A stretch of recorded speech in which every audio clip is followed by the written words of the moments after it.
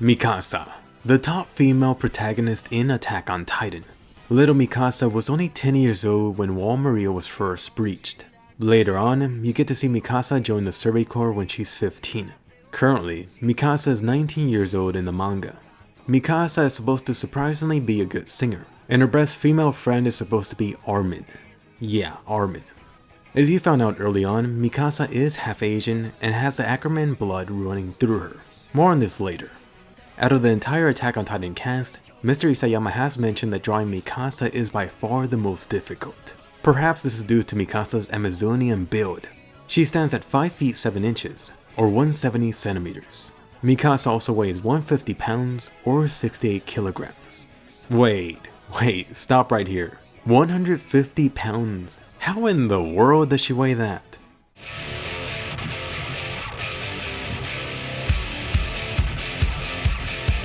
You really can't let that go by. Let's talk about Mikasa's unusual but unique weight. Ever since I saw that she weighed 150 pounds, it's always been bothering me. I find it crazy that I'm only like 10 pounds heavier than her. At 150 pounds, Mikasa weighs more than Levi, Armin, and Eren. In fact, the only two scouts that are heavier than her are Reiner and Bert, and that might only be because they're taller. So, how the hell is this even possible? I went ahead and did some research to try to find a real life counterpart. Meet Brooke Holiday, a female bodybuilder. She has the exact height and weight as Mikasa. For a moment, let's just ignore the fact that Mikasa is only 15 years old. In real life, Mikasa would have a very similar body build to Brooke. Brooke is estimated to have anywhere between 5 to 6% body fat. Holy crap. And remember, that's only at 15 years old. Go ahead and keep on feeding her a ton of protein, and especially some horse steroids. Could you imagine what type of beast Mikasa will be 4 years later?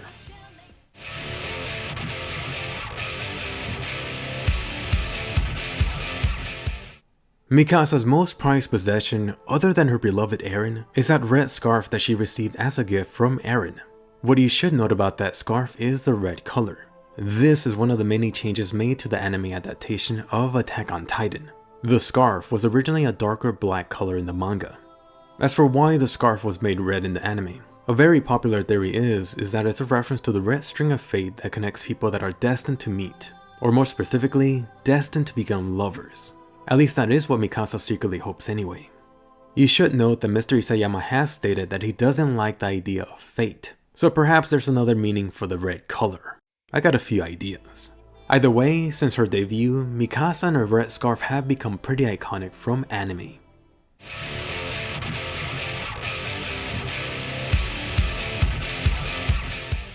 The voice behind your beloved Mikasa is Yui Ishikawa. She's had a ton of work as Mikasa for Attack on Titan, including the Attack on Titan Junior High anime, the Attack on Titan movies, and a couple of the Attack on Titan games. Yui even won a voice actor award for the best supporting character as Mikasa. What's really interesting is that the voice of Mikasa almost ended up in Frozen. She was up for the voice of Anna, but unfortunately at the very last moment, a new voice actress got the role instead. As for Yui's other anime roles, there's not that many, but let me know which of these you do know. Tanya from Darker Than Black, Tomoe from Arrow Manga Sensei. I bet you're watching that right now. Yui also does have a connection to Pokemon as Anne from Poke Tournament. She's even got a relation to SAO. Yui has voiced Phila from the various SAO games. In those games, she's a dagger user similar to Silica.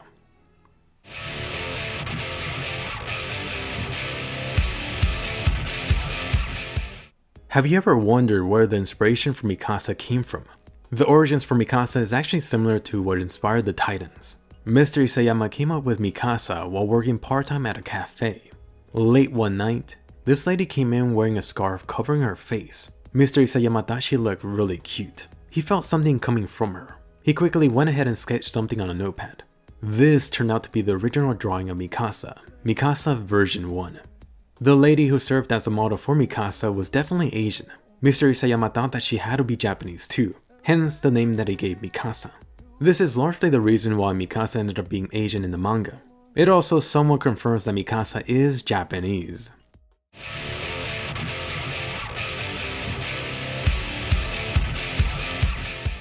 So about Mikasa, her name. The name Mikasa actually comes from a famous Navy battleship from World War II. Mr. Isayama believed in the legend that if you name your female character after a battleship, your work is guaranteed to become famous. Perhaps that's actually a legend that's true, since Attack on Titan blew up worldwide. Thank you, Mikasa. But anyway, you may have heard Mikasa's battleship connection in the past, but it goes further.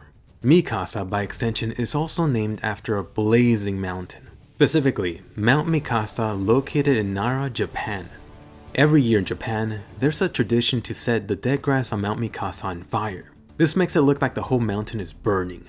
To go alongside this, they hold this festival to celebrate the tradition. Of course, this includes fireworks. So in a way, Mikasa equals burning mountain. Titans, beware.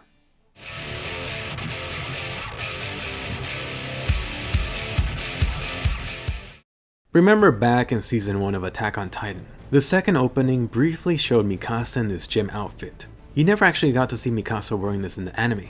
Well, not until that non-canon OVA. In that OVA special, this was the first time you got a glimpse of Mikasa's Amazonian rock-hard abs. Forget about blades, Mikasa could slice you with just those. What's interesting is that this look for Mikasa was originally used as art for a rejected cover for one of the earlier Attack on Titan volume covers. Apparently, Mr. Isayama really loved the design, so it keeps on popping up here and there. I really just think he loves Mikasa in general. Eventually, you could bet that this was how that little Easter egg ended up in the Attack on Titan anime.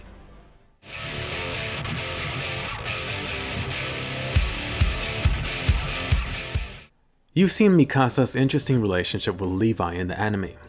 Levi may be humanity's strongest man, but the top female spot easily goes to Mikasa. Even though both of these had a rocky beginning, Mikasa has warmed up to Levi. It only did take a little bit of time. What's interesting to notice about both of them is that ever since Mikasa met Levi, Mikasa has adopted his signature Beyblade spin technique. After seeing it only once, Mikasa went ahead and unleashed this technique versus the female Titan.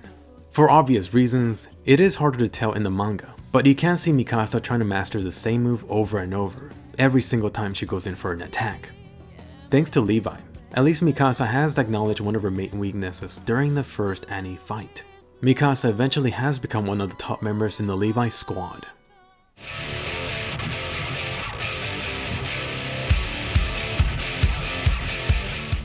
Mikasa vs Annie, the Battle of the Titans. Well, not literally anyway. Attack on Titan Season 2 gave us a flashback teasing this much anticipated matchup. Unfortunately, they only got us excited, then cut away. Before that, Mikasa was able to throw freaking Reiner. So did Annie even stand a chance? Without her Titan form, that is. So about this matchup, some hardcore fans did bug Mr. Isayama a lot about this. Eventually, he did give a little bit more information about this fight. Who won in the end? The only extra info he gave out was that it was a battle of stamina.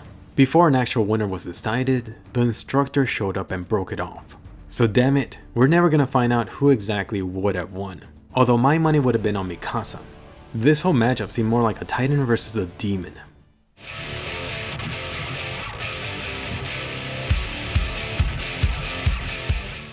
Now for the most juicy part about Mikasa. And no, I'm not talking about the booty. Mikasa did graduate as a top scout among everyone else. Except for maybe teamwork, Mikasa excels at practically everything else. Throughout the series, you see Mikasa easily take out Titans, and there's been several examples of her showing superhuman strength. At one point, Mikasa easily lifts Eren off the ground. This was cut from the anime. You also did get a chance to see Mikasa throwing Reiner a good distance. What the freaking hell? Reiner weighs over 210 pounds. She's like a mini Wonder Woman or Jessica Jones. It may surprise you, but Mikasa could thank her Ackerman bloodline for this power. The full history behind this family has not been revealed yet, but the Ackerman family used to serve directly as the king's sword and shield in the past. That impressive Ackerman bloodline is now flowing within Mikasa right now, but it goes even further. This Ackerman bloodline has been revealed to be a subproduct of Titan-related science. In other words, someone was out there performing Titan experiments, and in the process somehow created these super soldiers. This hidden Ackerman power does lie dormant within family members. For Mikasa, her powers awakened within her on the day that she helped kill those kidnappers. The extent to this power is still unknown, but it has been described as a stupid amount of strength flowing throughout your body and knowing exactly what to do. What's even more telling is that the Beast Titan is cautious of the Ackerman family name. In other words, don't frack with Mikasa. Hey guys, thanks for watching. Really hope you enjoyed this Attack on Titan video. Please be sure to give a colossal thumbs up and subscribe if you did, especially if you love Attack on Titan. I got a lot more Attack on Titan videos planned on top of these fact videos. So, fun question of the day for you Attack on Titan fans. Which Attack on Titan character do you want to see in the next video? Go ahead, post that down below, can't wait to see your picks. Let's find out who comes out on top.